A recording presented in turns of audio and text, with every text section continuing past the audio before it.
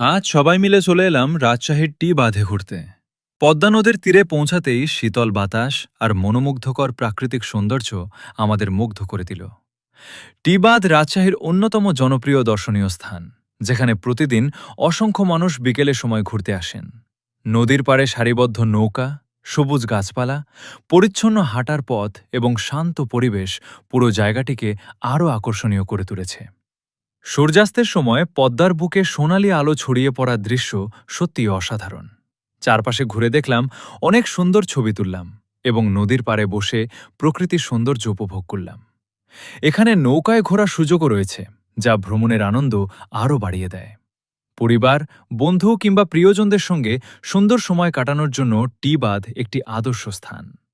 শহরের ব্যস্ততা থেকে দূরে কিছুটা শান্তি আর নির্মল পরিবেশ খুঁজে পেতে রাজশাহীর টি বাঁধ সত্যিই অসাধারণ।